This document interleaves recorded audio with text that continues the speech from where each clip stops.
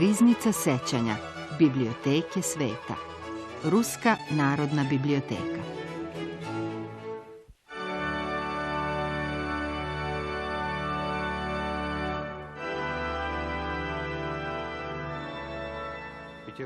Petrograd je simbol imperije. Imperija je simbol gvozdenog poretka, veličine i moći. Međutim, upravo je u prestonici imperijalne Rusije procvetala slobodna misao i rodio se san o političkoj slobodi, a ruska kultura je postala evropska pojava.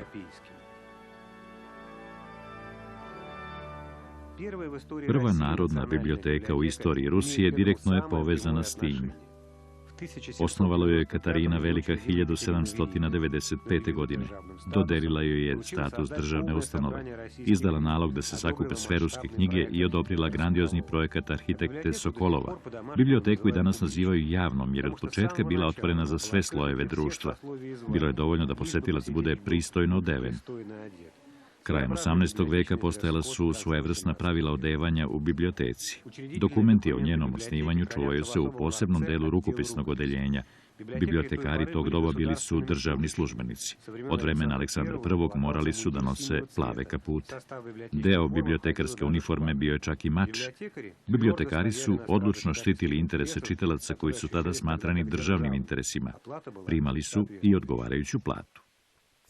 Citat iz Sankt Peterburških novosti iz 1810. Ovoj biblioteci će blagovremeno biti dodeljen kapital dovoljan za nabavku najnovijih dela koja joj nedostaju i za njen neprekidan rad. Tu je i spisak osoblja. Podrazumevalo se da generalni direktor i njegov pomoćnik ne primaju platu jer imaju prihode od drugih poslova, a bibliotekari su primali 1200 rubalja godišnje.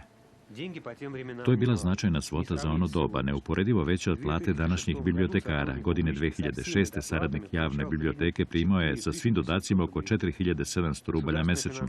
Državni fondovi su izrazito nedovoljni. Rukovodstvo biblioteke se snalazi kako ume, nešto uspevaju da zarade, ali sve je to samo kap u moru.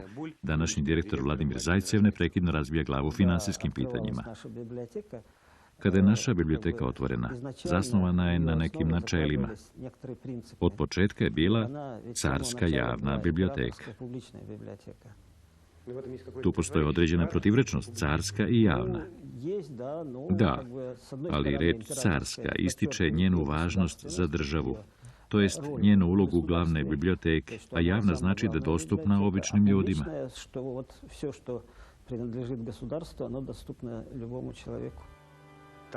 Carska javna biblioteka svečano je otvorena 1814.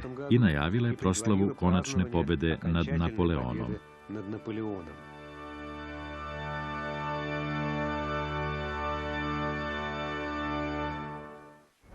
U Petrogradu je početkom 19. veka postojalo mnoštvo biblioteka. Osim javne radile su biblioteka Akademije nauka, biblioteka Ministarstva narodne prosvete, biblioteka Senata, Sinoda, glavne cenzorske uprave i tako dalje. Ali sve te biblioteke bile su u suštini zatvorenog tipa. Za čitaoce koji su voljeli da čitaju i da pritom ne plate previše, postojale su takozvane komercijalne biblioteke, bilo ih je ukupno 18. Neke su se nalazile na Boljšoj i Maloj Morskoj ulici, jedna na keju reke Mojke, ali većina je bila smeštena na Nevskom prospektu. Tu su knjige iznajmljivali kao što se danas iznajmljuju filmovi. Čitanje je bilo u modi. U Puškinovo doba ljubitelj čitanja mogao je da svrati u biblioteku Smirdina, zatim da se prošeta Nevskim prospektom i stigne u biblioteku trgovca knjigama Slenjina, a onda da pređe ulicu i da se na uglu Nevskog prospekta i Sene ulice nađe ispred javne biblioteke. Tu se od srede do petka moglo sedeti do 9 uveče ili dok ne padne mrak. Sveće u salama nisu paljene. Kao bibliografi javne biblioteke u različitim periodima radili su čuveni pesnici Vostokov, Deljvig, Baćuškov. Na udubljenoj sofi stalno je dremao bibliotekar Krilov, a veliki prevodilac Gnedić je sa svojim saradnicima radio na ruskoj verziji Homerovog epa i u samim čitaonicama izvodio scene iz života stare Grčke. Ove kamene ploče na grčkim i ne samo grčkim natpisima nalaze se u biblioteci praktično od njenog osnivanja. Verovatno su se u takvom ambijentu Gnedićevi saradnici odevali u helenske odore i pomagali pesniku da nađe najpogodnije ruske reči za prevod Ilijade.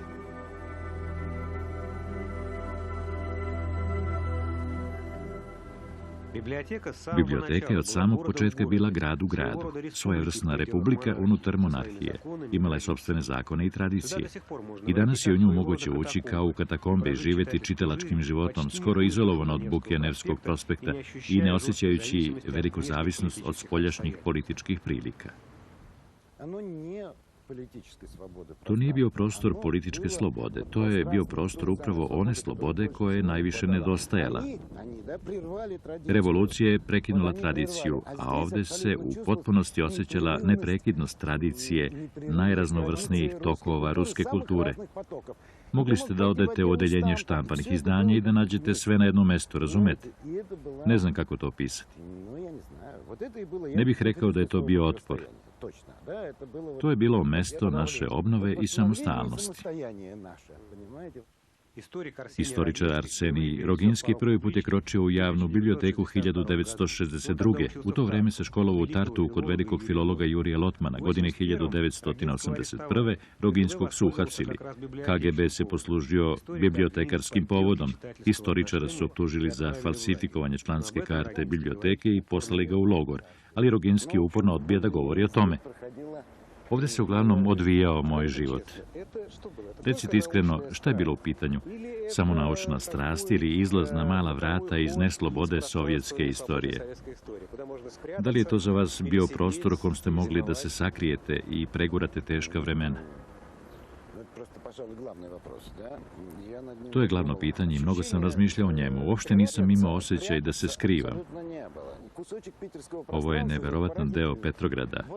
Tamo je filharmonija, ovdje javna biblioteka, a tamo iza je veliko dramsko pozorište. Ljudi su dolazili iz tih prostora, a javna biblioteka je bila prirodni nastavak tog slobodnog kulturnog života koji je počinjao u filharmoniji i pozorištu. I naravno, bila je njegov centar. Imali smo osjećaj da smo uronjeni u kulturu. Ovo je Petrograd, a ne Moskva. Niste bili ljubomorni na Lenjinovu biblioteku u Moskvi. Nismo je voleli. Prema njoj smo imali odnos kao prema svemu moskovskom.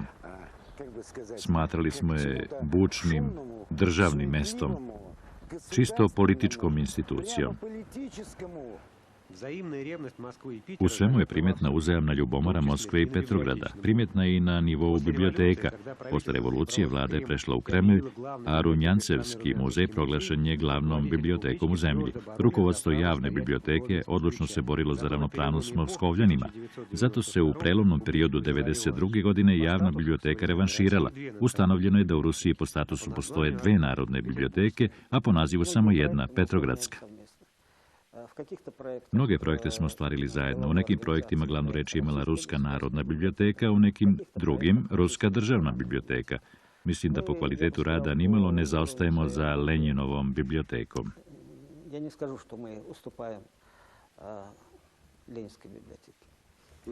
Bilo bi čudno ako biste tako nešto i pomislili. Ponekad pokušavaju da nametnu stav da postoji jedna glavna biblioteka u zemlji. U našoj zemlji postoje dve glavne nacionalne biblioteke. Na našem grbu je jedan orao sa dve glave. Prostor javne biblioteke je u bukvalnom smislu te reči nepregledno prostranstvo svetske kulture. Bez podela na rangove i činove, na vrste i klase. Čitalac se kroz taj prostor kreće kao kroz istoriju. Iza svakog ugla susreće se s nekom novom epohom. Takve temelje je postavila Katarina Velika, čiji spomenik se vidi kroz prozore biblioteke. Ruska carica je otkupila biblioteku radikalnog mislioca Voltera i čuvala je u sobama koje su bile u sastavu njenog kabineta. Sada bronzani Volter kao da pokušava da zaviri u Katarinin vrt iz nedavno osnovanog Volterovog kabineta. Taj kabinet je rusko-francuski projekt. Vesnik revolucije Volter rado je radio i za Rusko carstvo. Za sve vreme Katarinine vladavine Volter je bio književni stanovnik Rusije, ali se može reći da je bio i vojno-politički stanovnik Zapadne Evrope. Тоже можно сказать, что и военно-политическим резидентом в странах Западne Evrope. U svakom slučaju, poznato je da je upravo preko Voltera Katarina dobila prvi plan pravog tenka.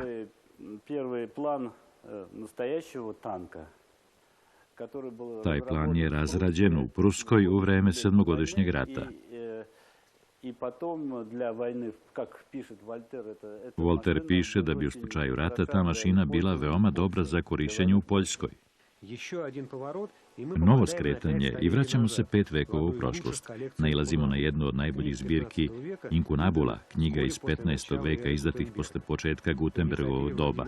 Vladimir Fjodorović Odojevski nije bio samo uspešan pisac, dugo je radio kao pomoćnik direktora javne biblioteke. On je izdao nalog da se za čuvanje retkih knjiga formira poseban Faustov kabinet. Evo kako je jedan savremenik Odojevskog opisao to odeljenje. Živopisno obojeni krstasti svodovi oslanjaju se na masivni srednji stup, koji se sastoji iz 4 dela spojena u jednu celinu. 2 strelasta prozora imaju rozete od stakla u boji, a ogromni ormari uzdižu se sve do tavanice. Na klupama za čitanje su knjige vezane lancima. Sve od masivnih lanaca i brava na bočnim vratima do mastionica podsjeća na manastirsku biblioteku iz 15. veka.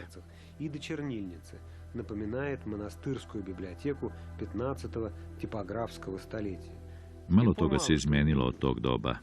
Jedino su poboljšani uslovi čuvanja knjiga. Savremeni čitalac prolazi kroz čarobna vrata i dospeva u radni prostor crnog maga.